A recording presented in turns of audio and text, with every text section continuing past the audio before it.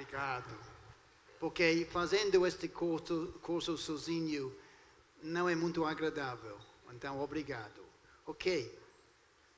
Nós vamos passar para a parte de interpretação agora. Só tem um módulo que fala de observação. Quase todos os outros, menos a 10ª módula, falam de interpretação, porque isso é a parte mais complicada. Ok? Eu vou pular módulo 2, porque a gente vai fazer isso amanhã, porque tem mais tempo. Porque esta segunda oficina é só de 50 minutos. Então, a gente tem de correr mesmo.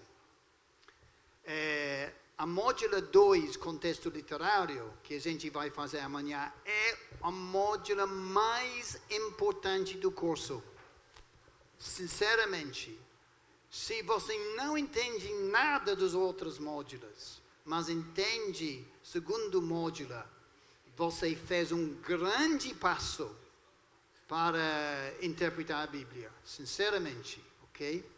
Bom, então, vamos para nossa terceira módula, oficina, chamado Como Ler a Bíblia, Contexto Histórico e Cultural.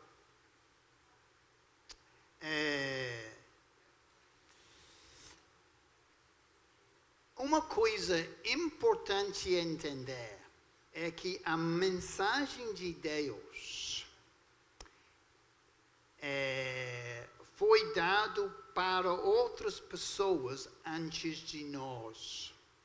Muitas das vezes, quando nós lemos a Bíblia, nós achamos que cada livro é para nós. Sim, nós beneficiamos. Deus quer falar conosco, sim. Mas, no início, cada livro da Bíblia foi escrito para outras antes de nós. Numa situação histórica diferente a nós. Numa situação cultural diferente a nós. Por exemplo, por que nós temos dificuldade ler o livro de Levítico? Você tem dificuldade lendo o livro de Levítico? Às vezes você quer pular. Eu também. Também. E Êxodo é um pouco mais fácil, mas tem coisas também sobre o tabernáculo. Parece um pouco chato, não é? Lendo, não sei o que isso significa. A gente está querendo pegar alguma coisa para nós, mas isso é justo, é correto. Por que nós achamos estes livros difíceis? Porque eles foram direcionados aos judeus que viviam numa situação muito diferente de nós, com desafios diferentes a nós. Por exemplo, na lei de Moisés, desculpe, eu preciso ficar aqui. Por que Deus diz, não coloca tatuagem no seu corpo? Por quê? Porque Deus não gosta de tatuagem em si? A situação histórica dos judeus foi que as nações em volta deles usavam tatuagem como uma forma de adorar os deuses falsos. Então, ok, o Senhor Deus está dizendo, Yahweh, o Deus de Israel, estava dizendo, eu não quero que você use esta forma de coisa de manchar o seu corpo, colocar coisas como uma forma de me adorar. Ok? Então, não é que Deus está contra de tatuagem em si, é porque tatuagem naquela época foi ligado com a adoração falsa. Ok? Não sei se você lembra, lendo, não pode cozinhar um cordeiro que foi nascido na leite da mãe. Lembra disso? Por quê? Eu me lembro tentando pensar em muitas teorias. Mas é simplesmente porque também isso foi ligado com religião falsa. As nações fizeram isso como um tipo de adoração dos seus deuses. Deus está dizendo, eu não quero isto. Eu não quero que você use estas formas de me adorar. Ok? Então, por isso, às vezes, estes livros, desculpe, eu tenho um grande problema, eu gosto de andar, então eu tenho de me segurar. Nós temos dificuldade com estes livros, porque nós não temos estes desafios que eles tinham. E eles entenderam, os judeus entenderam porque Deus disse isso. Então, o contexto histórico nos ajuda de interpretar melhor a parte da Bíblia que nós estamos lendo. Deus deu a sua mensagem para outras pessoas antes de nós, mas nós podemos beneficiar dos princípios que Deus falou, ok? Então é bom de ler o Velho Testamento, bom de ler a lei de Moisés. A gente aprende muitas coisas sobre a natureza de Deus, ok? Mas temos de levar em conta a situação do povo de Israel. Agora eu sou um profeta, eu estou lendo as suas mentes. Vocês estão pensando, ok, fácil dizer isto, Simon, mas como a gente descobre estas coisas? Contanto que você não dorme no púlpito, eu vou ajudar você no fim, eu vou dar uma sugestão ao fim, como você possa achar estas informações históricos e culturais. Ok? Lembra quando o Senhor Jesus encontrou como um perito na lei e ele perguntou ao Senhor algumas coisas e ele disse em Lucas, vamos achar Lucas 10, porque meu português, estou esquecendo o meu português. Lucas 10. Um perito na lei levantou para pôr Jesus à prova e lhe perguntou, mestre, o que precisa fazer para herdar a vida eterna? Jesus disse que o que está escrito na lei. E o homem responde, ame o Senhor, seu Deus, e ama o seu próximo como si mesmo. Parabéns, disse Jesus. Tchau, você respondeu bem. Não, um momentinho, disse o perito. Não, momentinho. Quem é meu próximo? Ok? Isso foi uma pergunta difícil para os judeus. Porque na cultura religiosa dos judeus, você lembra? Eles ensinaram que você deve amar seu próximo, mas você podia odiar o seu inimigo. Lembra disso? No Sermão do Monte. Então, o ensino dos rabis foi, você não precisava amar o seu inimigo. Então, Jesus contou esta história sobre o bom samaritano. Eu percebo que todos de vocês têm bastante conhecimento da Bíblia. Então, vocês sabem que o herói na história foi um samaritano. E vocês sabem que os judeus e samaritanos, naquela época, não gostavam uma outra. De verdade, foi uma inimizade muito forte. Os judeus desprezavam os samaritanos. E por causa disso, os samaritanos detestavam os judeus. Eles eram inimigos. Ok? Olha o que Jesus está fazendo. Ele escolheu o seu herói como o samaritano, para mostrar que o perito na lei e os rabis foram errados de não incluir na categoria de pessoas que são seu próximo, inimigos em necessidade. Jesus explodiu totalmente as ideias dos judeus sobre quem eles deveriam amar.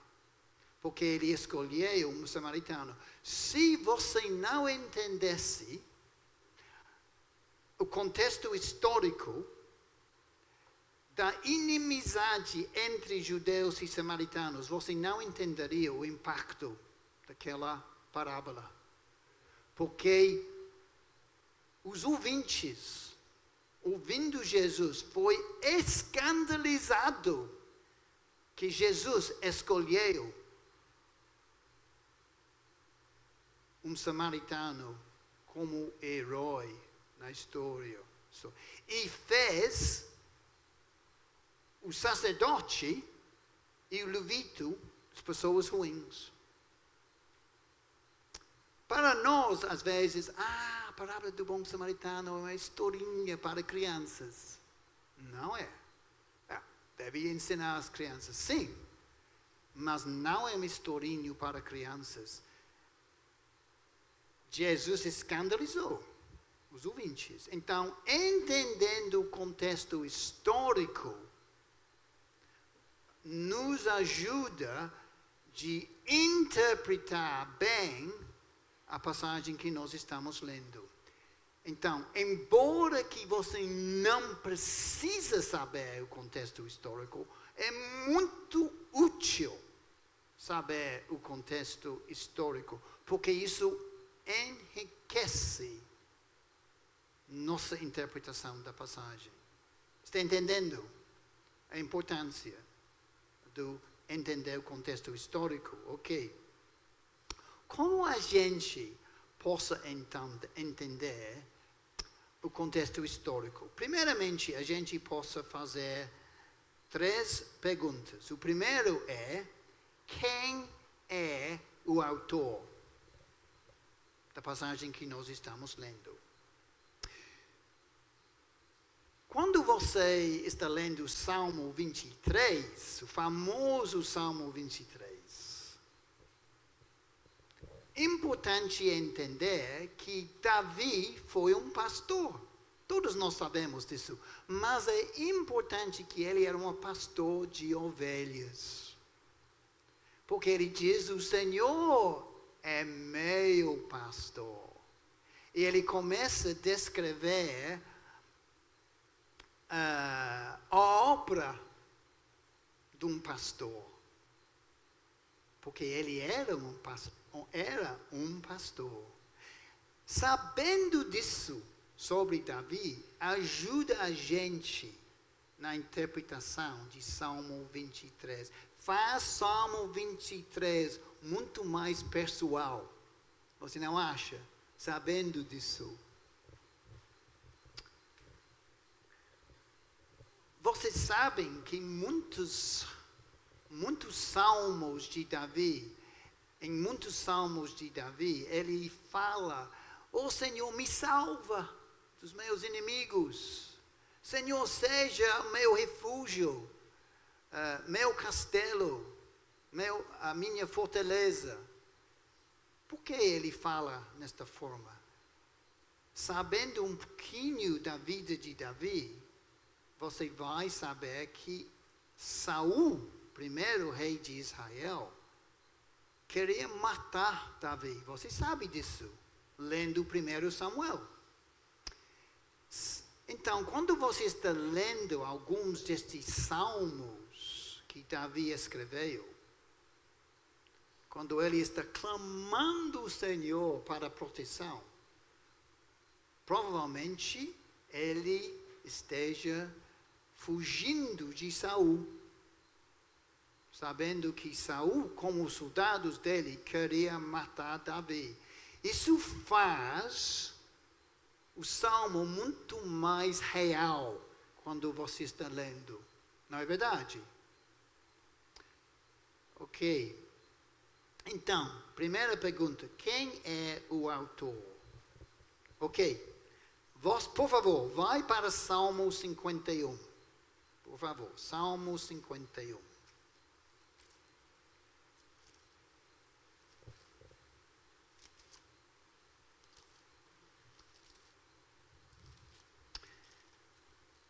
Duas perguntas, eu tenho duas perguntas. Está na apostila 3. Qual detalhe da vida de Davi nos ajuda a entender melhor este salmo? Provavelmente vocês saibam isto. Mas a minha segunda pergunta é por que em versículo 7 Davi menciona hisopo, versículo 7, que diz: purifica-me com hisopo e ficarei puro. Você tem 1 minuto para conversar sobre isto. Duas perguntas. O que estava acontecendo na vida de Davi quando ele escreveu o Salmo 51? E por que ele menciona hisopo? Sim.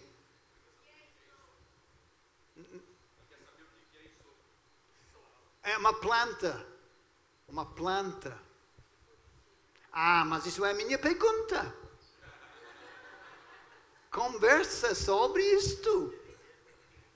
Esta irmã é muito esperta. Hisopo é uma planta. 1 minuto.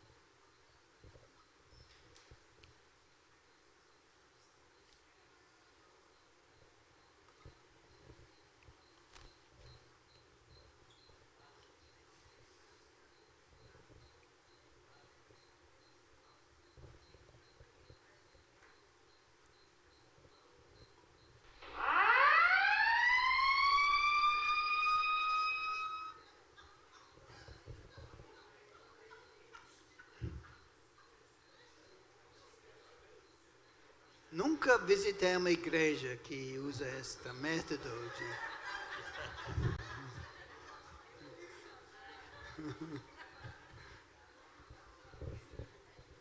Eu nunca vou esquecer esta igreja. Nunca.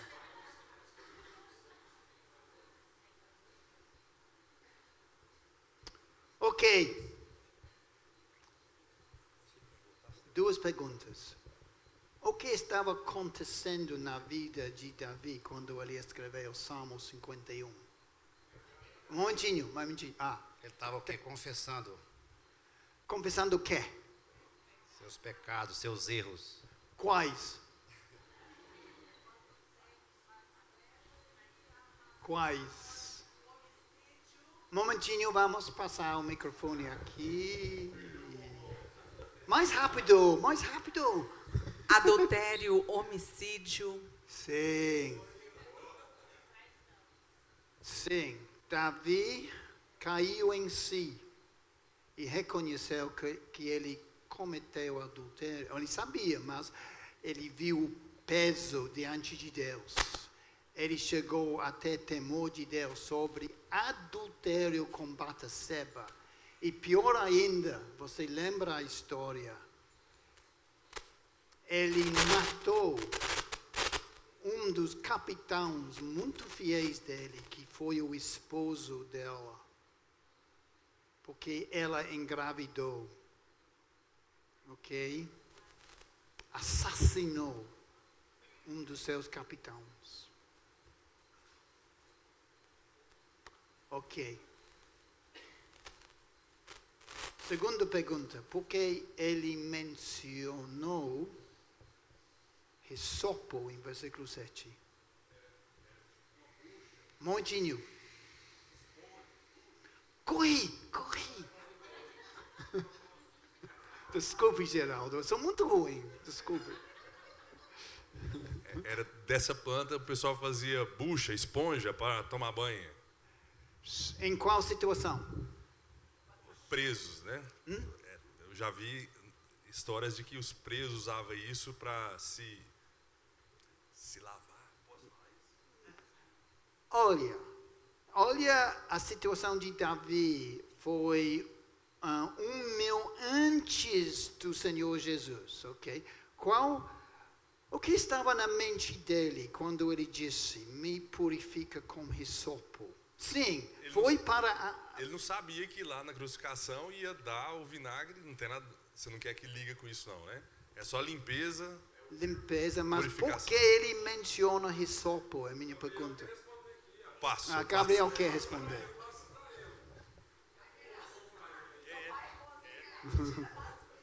Lá em Êxodo vai contar a história da saída do povo do Egito.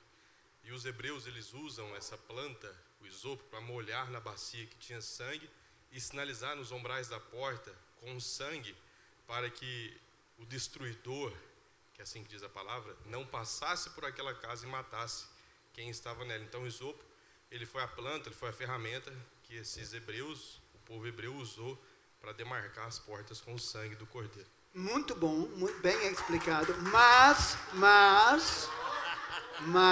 tem mais.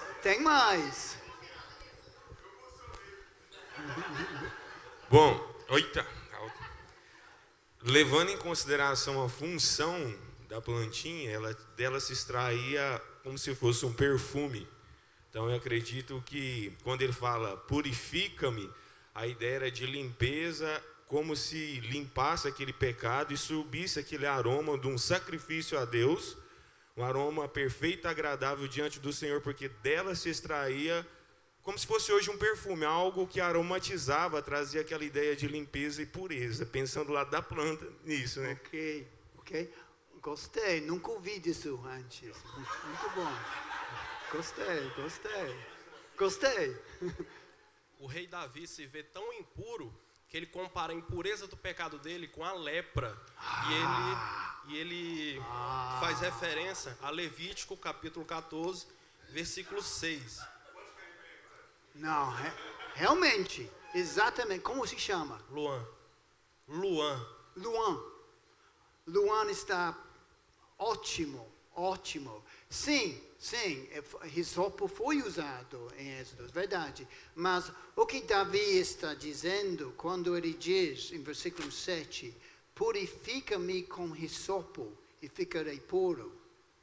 Ele está dizendo que ele era como um leproso, que deve ser separado da comunidade de Israel. Ele não era mais digno de fazer parte da comunidade. Então, ele está se colocando na posição de um leproso. E para o leproso voltar para a comunidade de Israel, ele tinha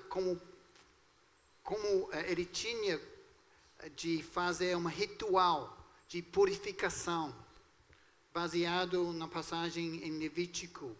E precisava colocar sangue sobre ele usando esta planta de hisopo. Davi está se colocando na posição de um leproso, muito poderoso, você não acha? Entendendo o contexto histórico de Davi, primeiramente, sobre o pecado que ele cometeu. Seríssimo. Seríssimo. Ajuda a gente a entender a emoção de capítulo 51. Você vê como ele sente íntimo dele a realidade de pecado. Ele não está, eu sou pecador, Senhor. Não, ele sentindo a realidade. E ele se colocou na posição de ser um leproso, como nosso irmão disse. Sim. Queria tirar uma conclusão. Eu estava pensando aqui, antes dos irmãos falarem, que no caso do hisopo serviria como se fosse o metiolate do passado, que o metiolate hoje em dia não arde. Mas o metiolate de quando a gente era criança, que aí a gente abre uma ferida e ele vinha para curar, para saurar aquela ferida, mas nisso ele causava muita dor. Então no meu pensamento era mais espiritualizado. Então era como se fosse algo que faria ele sentir profundamente uma dor, um incômodo, para que ele chegasse ao arrependimento e chegasse a essa purificação do pecado e chegasse a essa ferida do pecado curada através dele sentindo um processo doloroso, um processo difícil, para ele reconhecer mesmo que ele era um pecador e mudasse a realidade da vida. Eu acho que eu extrapolei, né? Eu acho que eu dei uma viajada, mas só para ter certeza. Eu deixo o restante da congregação decidir. Eu acho que o que nosso irmão Luan disse é bem bíblico. Levítico requer que um leproso usasse a planta de hisopo na purificação dele, ok? Então, Davi sabia a lei de Moisés. Ele sabia. Então, entendendo o contexto histórico e cultural de Davi, entendendo isso, faz versículo 7 muito mais real. Muitas vezes, interessante, poucas pessoas pensam em o significado de versículo 7. Mas quando a gente para de pensar, e nos pergunta, por que ele falou de hisopo? É uma parte muito importante de Salmo 51. Então, entendendo o contexto histórico, nos ajuda a interpretar a passagem. Bom, muito bom. Bom, nós não temos tempo para falar da segunda pergunta. Vamos para a nossa segunda pergunta. Então, temos de nos perguntar quem é o autor. Segunda pergunta, que tipo de relacionamento o autor tinha com os seus leitores e ouvintes? Vamos para Jonas 4, versículos 1 a 3. Jonas 4, versículos 1 a 3.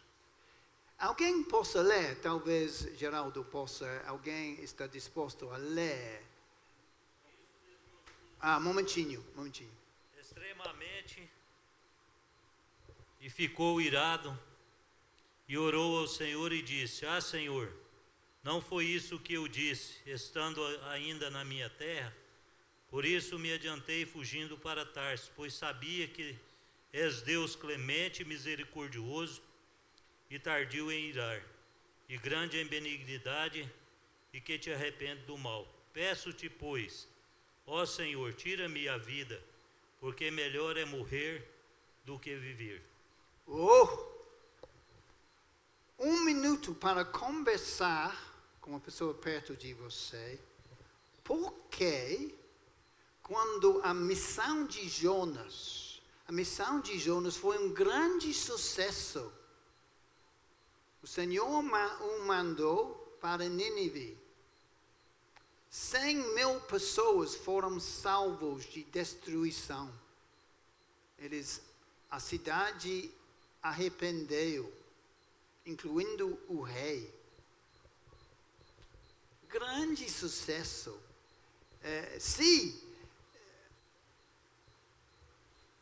Se você pregasse e 100.000 pessoas, vamos dizer, a cidade de Santa Vitória, 25.000 pessoas se arrependeram e creram em Cristo, você ficaria profundamente descontente, enfurecido? Não! Você teria muita alegria e você seria chamado para todas as cidades de Brasil para pregar lá na cidade deles, não é verdade?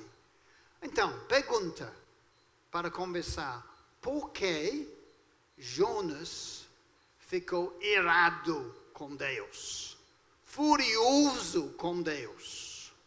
1 minuto.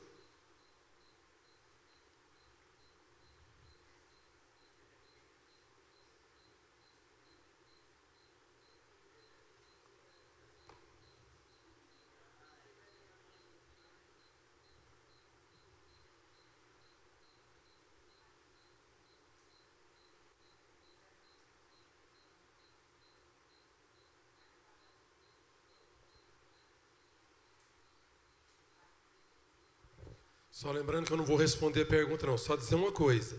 Quando o irmão faz a pergunta, às vezes a gente tem medo de responder. Pode responder, porque se o primeiro respondeu errado, o segundo vai responder, vai chegar até a conclusão. Então não precisa ter medo, gente, que às vezes a gente responde errado. Mas aí vai chegar a resposta certa. Pode ter liberdade. Eu estou com medo de responder. Não.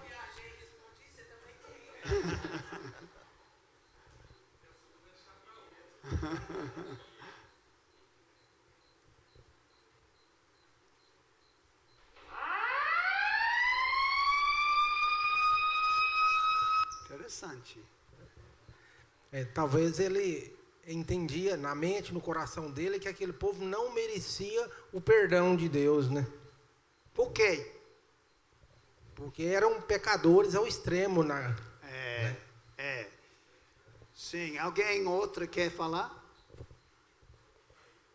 Eu acredito que é porque Nínive era a capital de um reino que era perseguidor de Israel. Como eles eram inimigos de Israel, ele tinha justamente essa questão de não querer que seus inimigos chegassem ao arrependimento, que é justamente a do bom samaritano na parábola. Muito bom. Muito bom. Carne e chocolate, sim. Sim. Ok, muito bom. Bem explicado. O contexto histórico de Jonas foi que a nação, o império de Assíria, posso dizer isto, estava expandindo, ok? Não tinha chegado a Israel, mas a Síria estava ameaçando Israel. E eles, aquela região lá, aquela parte do mundo, sabia que o povo de Assíria, como nosso irmão disse, foi muito cruel. Muito cruel. Eu assisti uma palestra em Londres, alguns anos atrás, por um historiador.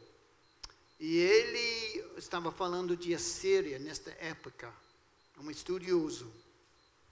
E ele disse que ele explicou o que o povo de Assíria fez para as pessoas que eles conquistaram.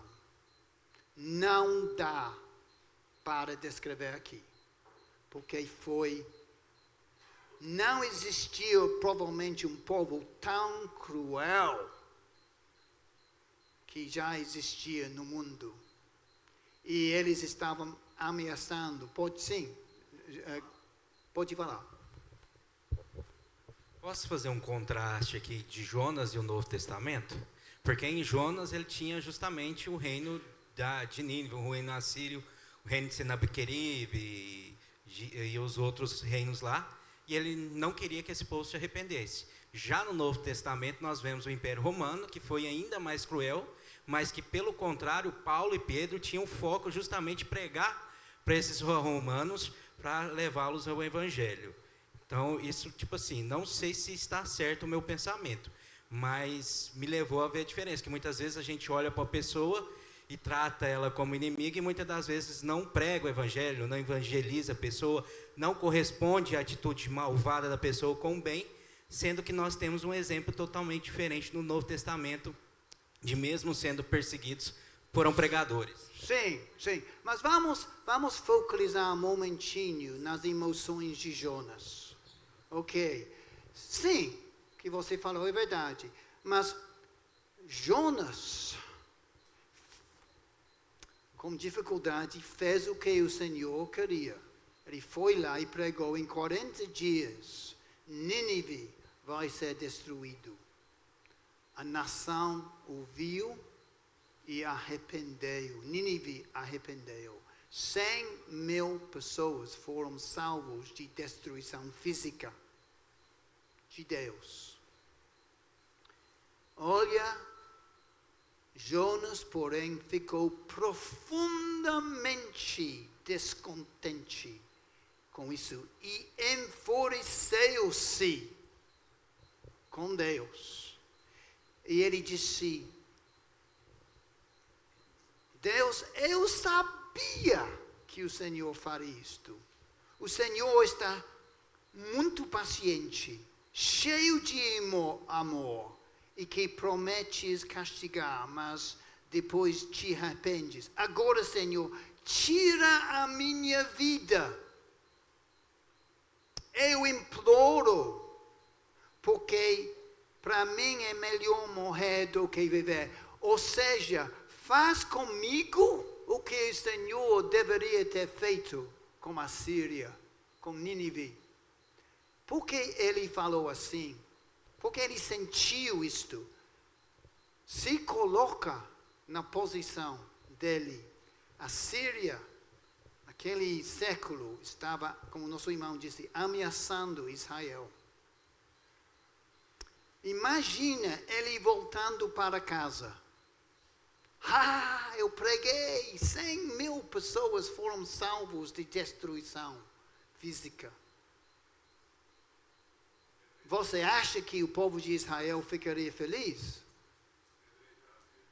Sim. Imagina se um judeu pregou o evangelho para Hitler, de Alemanha, um nazi. E ele se arrependeu e creu em Cristo. E tinha muita alegria na sua nova vida. E ele voltou para Israel. Depois, você acha que depois de matar 6 milhões de judeus, eles ficariam felizes? Eles matariam o homem.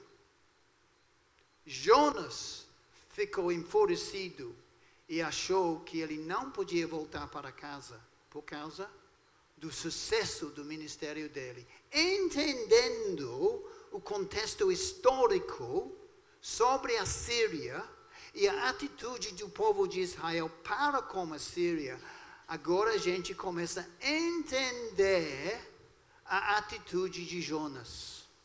De novo, muitas vezes, o livro de Jonas é uma historinha para crianças. Não é. É um livro muito sério sobre, como nosso irmão disse, a nossa atitude para com pessoas que nós odiamos. Muito difícil, um livro muito difícil, muito sério. A gente entende isso quando a gente entende o contexto histórico. Então, que tipo de relacionamento o autor tinha com os seus leitores e ouvintes?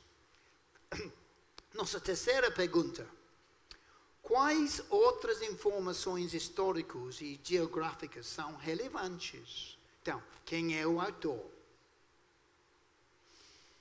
Qual relacionamento o autor tinha com os primeiros leitores ou outras pessoas na passagem? Terceira, quais são outras informações históricas e geográficas que são relevantes? É útil saber informações sobre a situação política. econômica, militar, social, religiosa e a situação geográfica da época em que o autor escreveu. Por exemplo, você lembra aquela passagem em Apocalipse? A sétima igreja, Laodiceia, lembra? O Senhor disse que você nem é quente ou frio, você é morna. Vou me vomitar você da minha boca. Forte. Você sabe por que o Senhor usou aquela linguagem? Porque Laodiceia, naquela época, quando João mandou a carta a Laodiceia, foi uma cidade que tinha problemas com água. E eles precisavam trazer, na época de seca, trazer água de Colossos, pertinho das montanhas de Colossos, água fria. Às vezes chegou morna. Trazer água de Heliópolis, quente, das termas, ok. Você entende? Água muito quente. Caldas Novas, água de Caldas Novas. Isso, obrigado, Gabriel. Água muito quente para se banhar e ajudar na saúde deles. Laodiceia foi uma cidade muito rica. Mas quando a água chegou, às vezes, chegou morna. O que eles fizeram com água fria que chegou morna? Água fria, quente que chegou morna, jogou fora. Jesus disse que, como você faz com a água, às vezes, que chega a vocês, eu vou fazer com você. Vocês são desagradáveis. Agora, entendendo o contexto geográfico, histórico, a gente começa a entender porque o Senhor usou esta linguagem. Sabe também, naquela mensagem à igreja de Laodiceia, ele diz, vocês são cegos, lembra? E vocês precisam aplicar medicina para os seus olhos, ok? Precisa uma cura para o seu problema de não ver espiritualmente. Sabe, Laodiceia foi famoso porque fabricava uma medicina para os olhos, que for de pessoas que tinham olhos doentes, ok? E eles fabricaram medicina para curar o problema. O Senhor, então, está usando linguagem que eles entendiam. Entendendo o contexto histórico de Laodiceia, faz aquela mensagem muito mais real para nós. Ok? Por quê? Lembra aquela passagem em Gênesis 15? Lembra? O Senhor queria fazer uma promessa a Abraão. Lembra a situação? Ele pediu a Abraão para matar alguns animais e criar um corredor.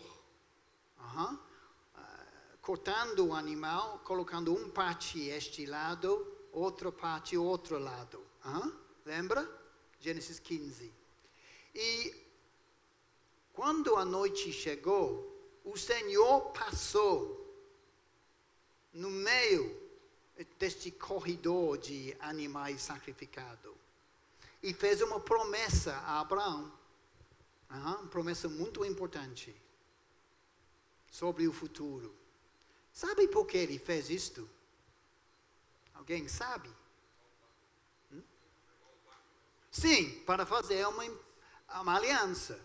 Verdade, mas por que ele usou aquele método? Não sei com toda certeza, porque eu não estudei bem a fundo esse assunto. Mas já vi algo parecido com sendo a ilustração de um contrato. Ali, Deus está fazendo aliança com Abraão e ele pede para que Abraão, então, preparasse esse corredor com esses animais mortos. E as duas partes desse pacto teriam que passar entre esses corredores para firmar essa aliança, Sim. para consolidar essa aliança. Vamos pensar que na época não tinha cartório, não tinha Sim. um documento assinado. Sim. Então, na época, a forma de confirmar, de bater o carimbo nessa aliança, nesse pacto, era fazendo esse ritual, realmente esse pacto atravessando ali esses cadáveres mortos. E, tendo um plus, não sei se está certo, a consequência da quebra desse contrato seria exatamente aquilo que estava exposto, cadáveres morte. No caso ali dos animais, estava exposto à morte deles através do cadáver. Muito bem explicado. Na época de Abraão, entre o povo, entre aquele povo com quem ele morava, quando você queria entrar num contrato, você não foi um escritório, ok? Ou um advogado. Você fez exatamente isto. Você matou animais, criou este corredor, e a pessoa que estava fazendo uma promessa a uma outra pessoa passou por meio. Foi uma coisa pública. Todo mundo na sociedade sabia que fulano passou por meio e fez uma promessa a uma outra pessoa. Então, olha o que o Senhor Deus está fazendo. Ele está usando a cultura daquela época de fazer uma promessa a Abraão, que Abraão entenderia. Então, não tem nada misterioso sobre Gênesis 15. Simplesmente o Senhor usou a forma de fazer uma promessa naquela época, de fazer uma promessa a Abraão. Que misericórdia do Senhor, usando mesmo a cultura de Abraão para fazer esta promessa, ok? Eu me lembro como uma pessoa mais nova, tentando espiritualizar, tentando achar uma alegoria de Gênesis 15, para que eu pudesse aparecer muito espiritual. Não.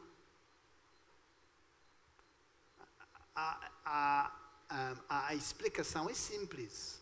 Deus usou a cultura daquela época para fazer uma promessa. Ok? Entendendo o contexto histórico, faz a interpretação melhor, mais real, enriquece nossa interpretação. Ok, para terminar, eu prometi de dar uma sugestão como você pode achar estas informações. Ok? Muitas vezes, a Bíblia em si, lendo a Bíblia inteira, ajuda a gente a entender o contexto histórico. Por exemplo, Salmo 51, versículo 7. Conhecendo o Levítico, a gente vai entender. Davi está se colocando na posição de um leproso. Ok. Mas você não entenderia sobre Gênesis 15 sem alguma ajuda de um historiador. Eu coloquei, eu acho que na apostila, existe um dicionário bíblico chamado Dicionário Wycliffe. Eu coloquei lá na apostila, o fim da apostila. Você tem? Ok, bom. Você precisa comprar um dicionário moderno, não um dicionário velho. Um dicionário moderno que tem muitos historiadores contribuindo, porque nenhum historiador pode providenciar as informações corretas de todas as coisas ligadas com a Bíblia. Não, impossível. O dicionário Wycliffe tem 200 escritores, estudiosos. E se, por exemplo, você queria conhecer, vamos imaginar que você está lendo Apocalipse 3 e você quer saber alguma coisa sobre Laodiceia. Você acha Laodiceia no dicionário bíblico Wycliffe, vai descobrir as coisas que eu já falei. Ok? Se eu não me engano, o dicionário Wycliffe, você pode comprar por na faixa de R$250, talvez menos. É caro, eu sei. Muitos de nós não podemos comprar. Mas, se você está se aniversariando, pede à sua família de contribuir R$20, R$30 e comprar este dicionário. Ou quando o Natal está chegando, peça a alguém, eu quero o dicionário Wycliffe, por favor, como meu presente. Ou outra sugestão, eu não sei se esta igreja tem uma biblioteca de comentários, livros de referência. Boa ideia de ter uma biblioteca, porque muitos membros da igreja não têm condições para comprar comentários bons, dicionários bons, que ajudam a interpretar a Bíblia.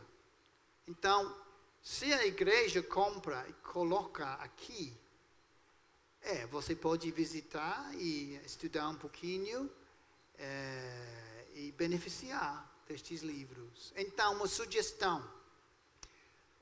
Muitas vezes a Bíblia em si ensina a gente sobre estas coisas, mas é muito útil ter um dicionário moderno para ajudar a gente. Eu uso um dicionário moderno, não uso o dicionário Wycliffe, mas eu uso um outro dicionário. Ok, o tempo passou, vocês precisam voltar para casa. Alguém tem uma pergunta? Sim, tem um irmão lá. No texto mencionado da aliança, em Gênesis 15, apenas Deus, simbolicamente, passou entre aqueles animais. Uhum. Por que apenas Deus passou e não exigiu que Abraão passasse? Porque foi Deus fazendo a aliança, não Abraão. A pessoa que fez, naquela época, alguém fazendo uma promessa. Vamos supor que você quer vender a sua casa para mim, na época de Abraão. Eu não passaria, você passaria. Porque você está prometendo vender a sua casa para mim. Seria aquela uma das promessas incondicionais de Deus? Sim, sim. Obrigado. Não? Boa pergunta. Se fosse Abraão fazendo uma promessa a Deus, concordo com o irmão, ele teria que passar também. Mas por causa do Deus de graça, da graça dele, fazendo uma promessa a Abraão, Deus passou. Muito boa pergunta, muito obrigado. Eu queria só fazer uma pergunta a respeito de cronologias, livro de reis, crônicas. Se o senhor tem alguma ajuda para quem está lendo fazendo essas leituras, principalmente cronologia, ou você entra para talvez ali em Primeira Crônica, Segunda Crônica, tem um punhado de nome, isso muitas das vezes confunde a cabeça do leitor. Sim. Então, se o senhor tiver alguma ajuda também, algum conselho, a gente agradece. Gostaria de ter. Eu fico confundido também. Não, mas olha, boa pergunta. Ok, Crônicos, primeiro Crônicos, especialmente, os primeiros capítulos, está cheio de genealogias, é? Você pensa, eu tenho de ler isto. Pessoalmente, eu não leio, eu simplesmente vejo a genealogia, ok? Eu não leio, pessoalmente. Mas por que Deus incluiu? Por que o autor incluiu a genealogia? Talvez isso é a pergunta que você está querendo fazer.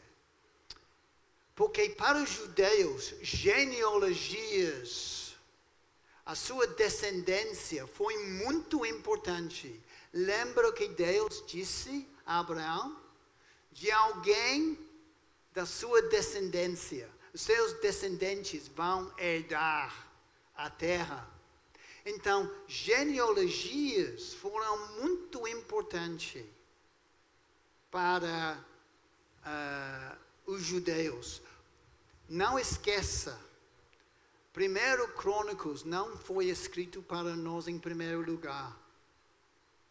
Foi escrito para os judeus. Então, estas genealogias foram importantes.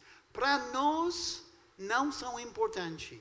Mas o que nós aprendemos é realmente genealogia para os judeus foi muito importante, ligado com a promessa de Abraão, ok?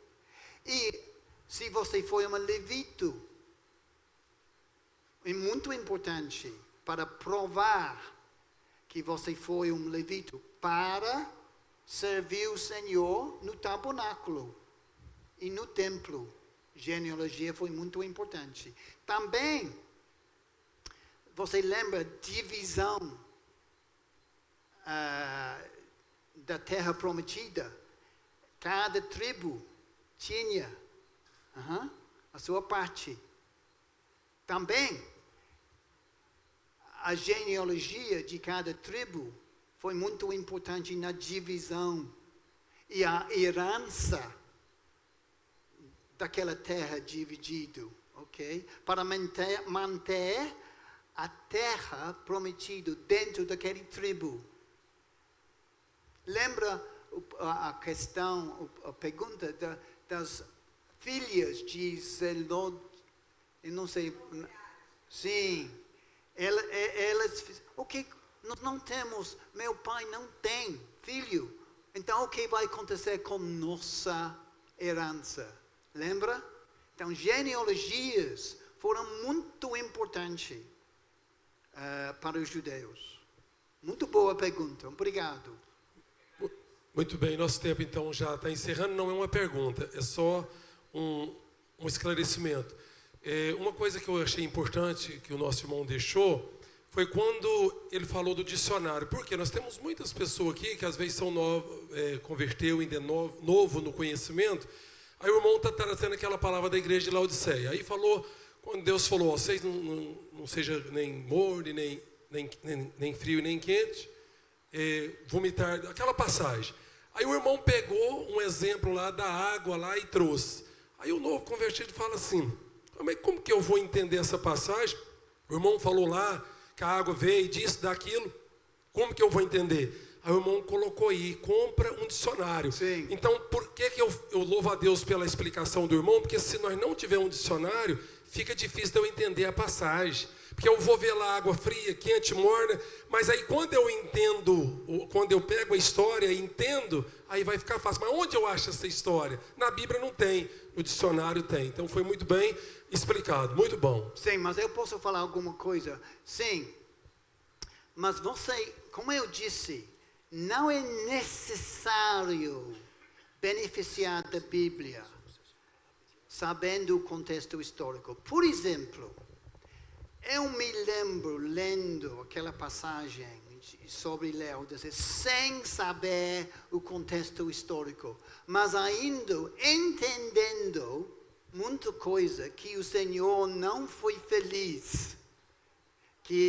com Laodiceia. E ele estava pronto a vomitar a igreja da boca dele, ok?